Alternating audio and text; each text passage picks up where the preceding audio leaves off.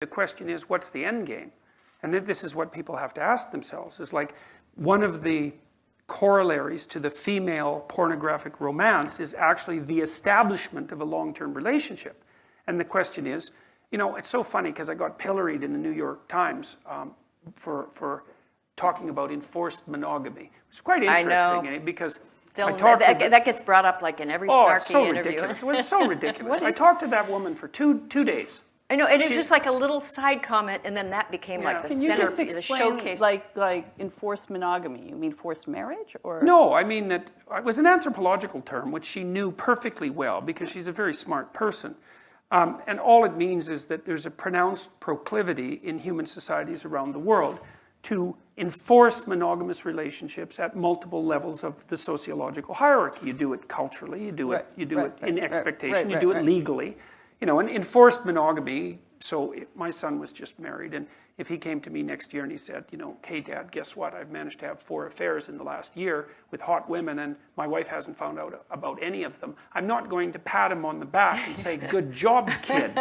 You know, I'm going to say, what the hell's up with you? You know, you violated the vow that you took. You're putting your whole future at risk. You're betraying yourself and your wife. And well, that's enforced monogamy. You know, the idea is that the social norm is the establishment of a long-term monogamous relationship and that there are strictures put in place to support that, but also to punish deviation from it. And you say, well, you know, maybe not so much on the punishment end, but it depends. It's like, what do you want? What is it that you want? You want a long-term stable relationship or not? And if that's the goal, then your behavior should be devoted to whatever it is that facilitates that goal. And I certainly don't see that casual and impulsive sex fits that bill, not in the least. And all of the evidence with regards to living together shows that that's actually detrimental to the establishment of a long-term relationship. So, first of all, common law marriage, people who are in a common law marriage are much more likely to be divorced. So that's the first thing. The second thing is, people who live together before they get married are much more likely to be divorced after they get married.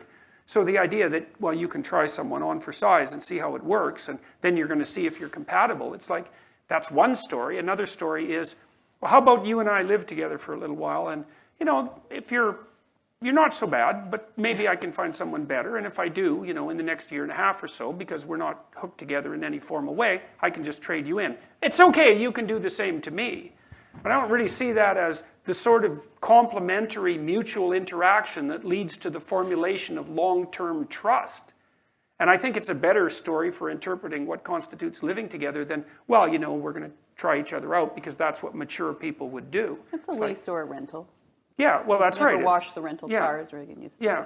Yeah, well, that's it. But most importantly, the data indicate that it doesn't work.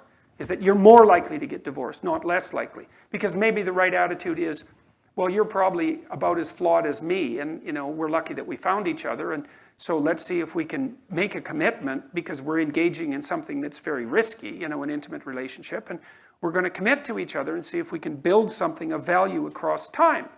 And there's a definite risk in that, but there's a compliment to your partner. It's like, well, I think you're worth making a sacrifice for.